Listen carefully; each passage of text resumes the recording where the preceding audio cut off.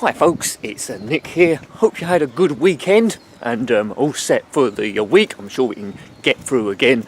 Now this video might end up being a bit deep for a Monday and hopefully I don't come across as some loony, but the question is, can you actually choose, regardless of your situation, can you actually choose to be happy, or is that predetermined? Have you got some control over it? Occasionally when I'm feeling a bit down, I will look for motivational videos on YouTube or quotes on Twitter. Most of it is absolute trash, but you know, sometimes stuff does make you a bit better. Some's a lot better than others, and I come across something quite recently, which you might have already seen.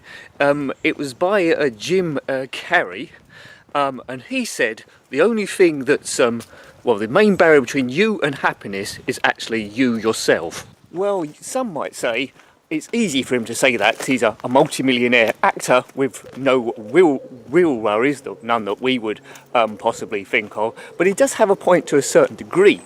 I mean, the quality of your life is all to do with your perspective of the universe. So we're all living in a slightly different universe because it's basically our own interpretation. So we have this central brainal unit. It takes in all the sensory input and then feeds it into our body and our well-being. And then we are controlled by a set of emotions, whether that be anger, happiness, sadness, laughter, indigestion. Is that one? Probably not.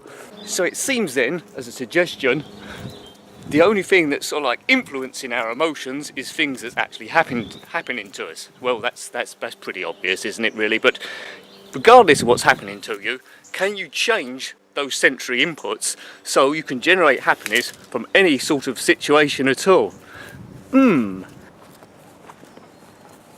Of course, it might be a bit of a cliche, but we all hear of those millionaires are really miserable. Give the money to me, you would think, and all my problems are solved. And you get those people that tend to have nothing much in life and they always seem to be happy. It's because, I suppose it's something to do with expectation there. If your happiness is up, then life is good regardless of what you have. There's people in Africa that live in mud huts, probably survive off $1 a month and they're extremely happy. You've got people that work in the city of London on 6-digit figures and they're stressed to the eyeballs. So there is obviously some kind of balance here. Normally a condition just reserved for the clinically insane, but what happens then if you was in a situation where absolutely everything made you happy, even if it was good or bad, and you always saw the brightness on everything, no matter how much you earn, if you had a good job, if you got sacked from a job, if you was unemployed, if you got made homeless? What happens if everything made you smile and put you in a good mood? Well, if that happened, suddenly you become invincible. Choosing happiness, regardless of the situation, then life can no longer touch you. Depression is gone, anxiety is gone. But is this pie in the sky? Is this absolutely possible without, I say, turning in a complete loony box? I think to a degree it might well be. We've all heard of people that, or you might know them, are miserable all the time, regardless of what happens. There's some good news and they automatically put miserable news onto it. When England were doing well in the World Cup, everyone was getting excited, but then you've got certain people that still were miserable about it because they chose to be miserable about it. And that's a good, probably, example. You've got people that chose to be happy about the news, and you've got people that chose to be miserable about the news. Everything in this universe on planet Earth is precious. You're made up of atoms which existed before you actually knew you were alive. You're just borrowing those atoms for a space of time. So in a sense, you are a part of the universe. Everything is precious.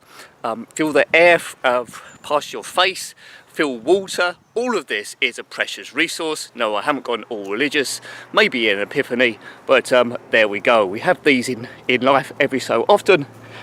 Choose happiness. We're all made out of stardust. In 1 billion years, or maybe less than that, will be something else. Maybe the back end of a donkey in some pantomime somewhere. But it's all complete random. Is it possible to be happy all the time? Well, to be honest with you, not really. But you can try your best, and you can certainly make life a lot better by trying to look at the positives of things all the time, rather than just negatives. And that's the thing I'm going to adopt, which I took from that Jim Carrey speech. Now, I was paraphrasing there, but essentially, it might not be the exact quote. The only thing between you and happiness is you. your own perception of things to go. Now, if you can track that video down, I don't know what it was called, but have a look at it. I don't agree with everything, and as I say, he's a multi-millionaire actor with no worries at all in terms financially, so he's bought the way to be able to think like that, where we've all got rent and work and all that sort of stuff. But to a degree, you can choose happiness. Now, what talking to other people helps as well, as I said in other videos. Now, let me know what your opinions are on that. Is it a lot easier said than done? Does it matter how your brain's made up in the first place? Can some people do it a lot better than others?